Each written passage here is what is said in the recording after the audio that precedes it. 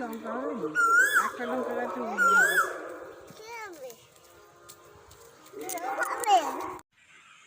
তো সকালে ভিডিওটা এখান থাকতে আরম্ভটা করলাম, এখান থাকতে নেই আগে থাকতে। তো এটা কি ফুল অবশ্যই কমেন্ট করে আমাকে জানিও। আমি তবু বলেছি এটা সূর্যমুখী ফুল, কিন্তু এই ফুলটার নাম জানি না, কিন্তু আমি লাগিয়েছি। তো হ্যালো গাছ, welcome back to my YouTube channel. আমি শুধু তোমাদের সামনে আবার একটা জমজমাটি ব্লগ ভিডিও নিয়ে চলে এলাম। তো এটা হচ্ছে আমার বাবুর পুজো দেওয়া ছিল, তো মানত ছিল, তো সেই কারণে আমি পুজো দেওয়া ছিল। তো এই হচ্ছে ভেসলেটটা করেছিলাম বাবা মহাদেবের জন্য, মানে শিবের জন্য। তো এই ব্রেসলেটটা করেছেন মানে আমার আর এইটা ছিল মা কালীর পায়ের নূপুর। তো আমার দিদুদের নিজের বাড়িতে কালী পুজো হয়, তো ওখানে অনেকটাই জাগ্রত। তো ওখানে আর কি মানত ছিল আমার বাবু, কারণ বাবু প্রচণ্ড শরীর খারাপ হতো ছোটোবেলা, এখন অনেকটাই কমেছে, এখনও হচ্ছে কিন্তু এখনও অনেকটাই কমেছে। আগে মাসে 3 বার 4 বার চলে যেত, তো এখন মাসে অবশ্য একবার যায়, কিন্তু যেতে হয়, কিন্তু অনেকটাই কম হচ্ছে, এখন অনেকটাই কমেছে। তো সেই জন্য মানত করেছিলাম। তো মানত করেছিলাম আমার যখন মানতটা পূরণ হচ্ছে, তো সেই জন্য আমি পুজো দেওয়া ছিল। তো সেই জন্য আমি এই 3টে মানে এই 2টো জিনিস গড়িয়ে রেখেছিলাম আগে থাকতেন। আমার একটু একটু করে জমানো টাকা দিয়ে, আমার জমানো না, আমার স্কুলের টাকা থাকতেন, আমার স্কুলের টাকা ছিল অনেকগুলো দিন। তো সেই সব টাকা তুলে তোমাদের দাদাভাই কিছু টাকা দিল, দিয়ে আমি এই 2টো জিনিস করেছিলাম। বাবুর মানসিক ছিল বলে। তো আজকে সেই মানসিক পূরণ করার দিন। তো আজকে অমাবস্যা, তো আজকে মঙ্গলবার, তো আজকে পুজো দেওয়া ছিল। তো ওখানে দেখলে 5-6 রকমের ফল ছিল, এদিকে কিছু কাপড় ছিল মায়ের, মায়ের ছিল, বাবার ছিল, এরকম কিছু ছিল জিনিস। তো এখানে দেখতে পাচ্ছ 12টার মতন পদ্ম ফুল নিয়েছি, এটা তোমার দাদা ভাইয়ের দিচ্ছে তোমাদের। আর এদিকে জবার মালা নিয়েছি, একটা বড় গুড়ে মালা নিয়েছি।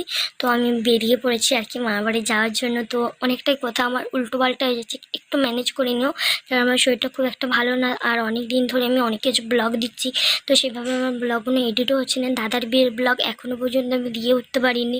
তো কোনো রকমভাবে আজই একটা ব্লগ এডিট করেছি, দাদার বিয়ের কালকে আপলোড করবো, আর এটা আবার হয়তো পরশু দিনকে আপলোড হতে পারে। তো এইটা রাস্তা ছিল তো দামনতলা, আমার মামার বাড়ি যাওয়ার রাস্তা তো দামনতলা।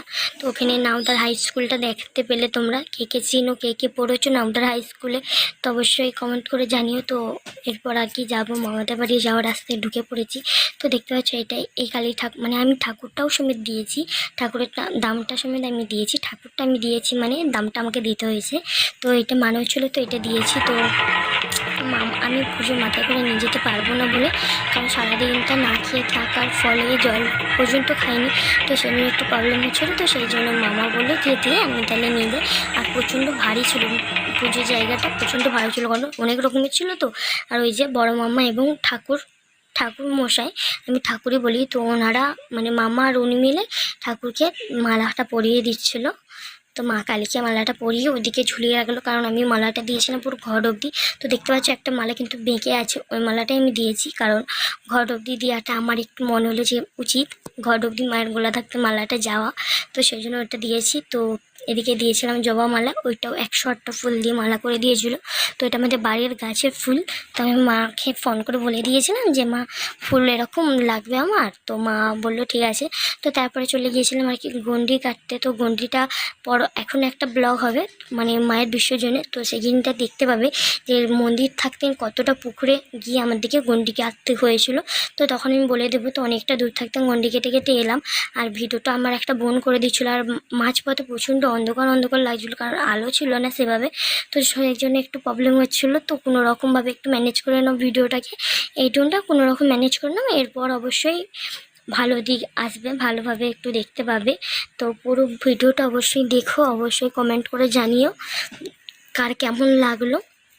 তো আমি এটা গন্ডি কাটছি। আমার আগে ছিল আমার মামাতো বোন, মানে আমার দিদি ছিল একটা, আমার বড় মামার বড় মেয়ে, তো ও ছিল, আর আমার বড় মামার ছোটো মেয়ে ভিডিও করে দিয়েছিলো। তো সেইভাবে কীভাবে ভিডিও করছিলো আর্ধেক জায়গা দেখা যাচ্ছিলো না, তো সেই জন্য আমাকে কেটে কেটে করতে হচ্ছিলো, আর এইভাবে আটকে ভিডিওটা ওই কারণেই হচ্ছে।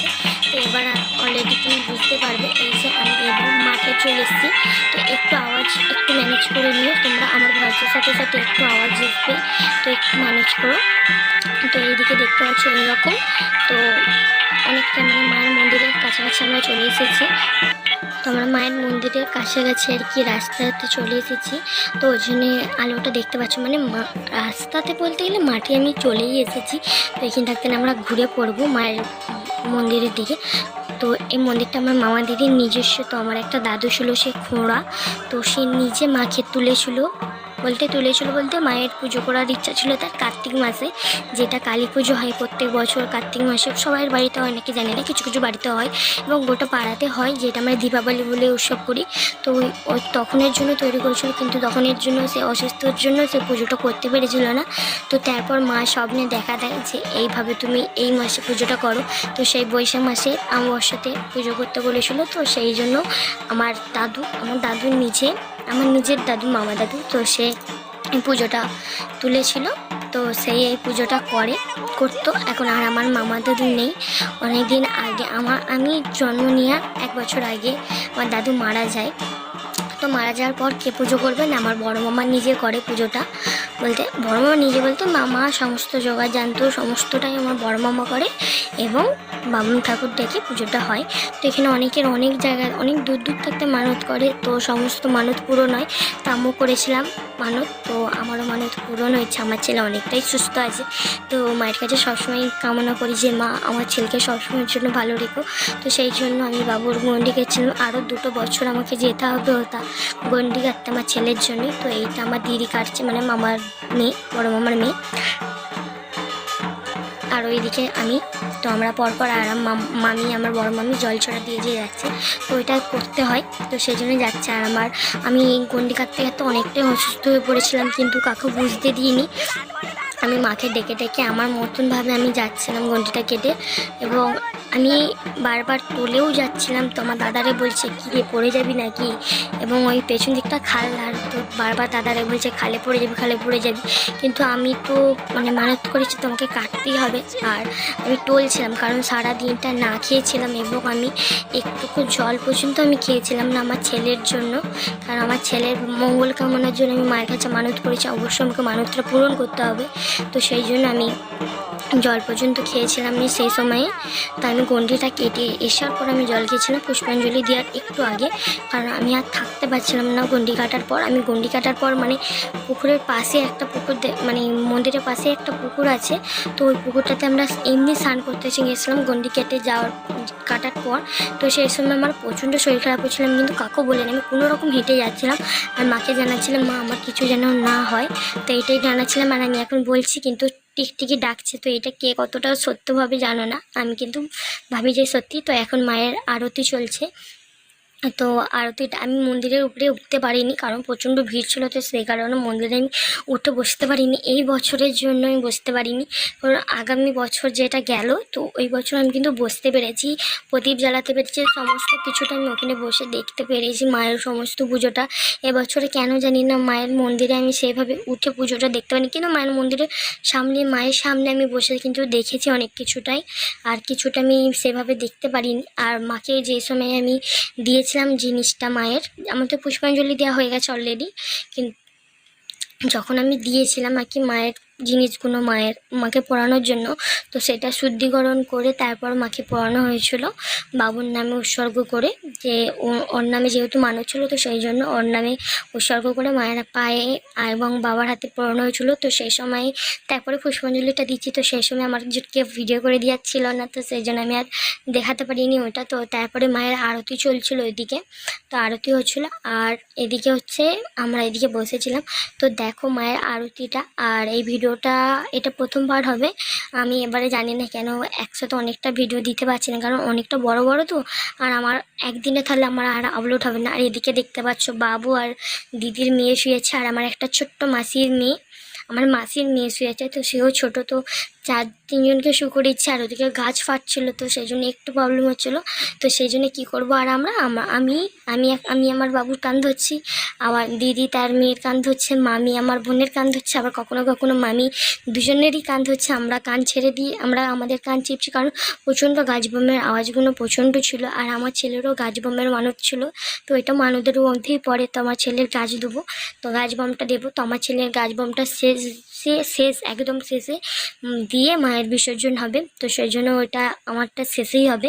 তো এখন দেখো সমস্ত কিছুটা হয়ে গেছে কমপ্লিট, পুজোও অলরেডি অনেকটাই কমপ্লিট হয়ে গেছে। তো দেখতে পাচ্ছ প্রচুর পরিমাণে পুজো পড়েছে। এই ধারে ছিল আমার বাবুর পুজো, যেদিকে দেখতে পেলাম লাল বস্ত্র পরে যে এই ঠাকুরমশাইটা বসে আছে। তো দেখতে পাচ্ছ সিলভারের যে লেজগিটা ছিল ওইটা আমার বাবু পুজো ছিল, আর এদিকে পুজো ছিল। আর এই যে এটা আমার দিদু, তো আমার দিদু এখন ধুলো করবো। আমার দিদু প্রত্যেকটা বছর ধুলো করে, তো আমার দিদু এটা অনেকটাই, আমার দিদু আগে বন্ডিও পর্যন্ত করতো। আমার দিদু অসুস্থর কারণে দিদু শুধু ধুনোটাই করে, ধুনো করতে অনেকটাই কষ্ট হয়, তো তবুও আমার দিদাম হাসি মুখে ধুনোটা পুড়ে। আর অনেকটাই ভালো হয়। ধুনো পোড়ার পর সবাই কোলে বসার জন্য দৌড়াদৌড়ি করে, কিন্তু আমরা আমার দিদুর কষ্টটা বুঝতে পেরে আমরা বসি না, কিন্তু বসতে হয়, কিন্তু বসি না আমরা খুব একটা। আমি ছোটোবেলায় বসতাম, এখন আমি সিরিয়াসলি বলছি, এখন আর আমি বসিনি। তো দেখতেই পাচ্ছি দিদার ধুনো পড়ছে কেমন, তো ধুনো পুরো তাপটা দিদুর গায়ে লাগছে, তো এটা লাগে। তো এটাই হয়তো ধুনো পোড়ার নিয়ম। তো ধুনোটা করছে দিদাকে, দেখো।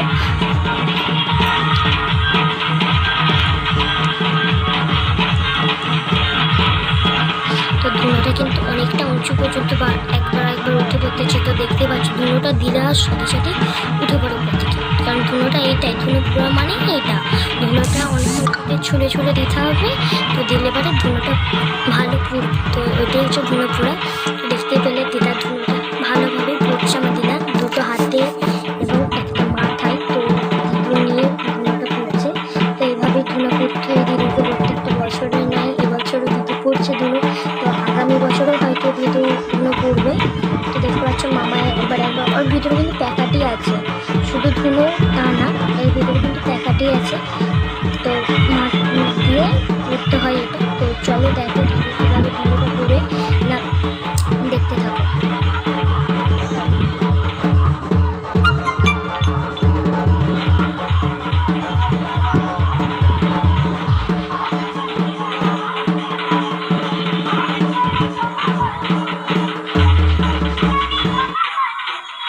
তো দেখতে পেলে দিদুর ধুনো পোড়া হয়ে গেছে, মামা ধুনোগুলো লাভিয়ে দিল। তো তারপরে দেখো বাতাসে ছড়ানো ছিল।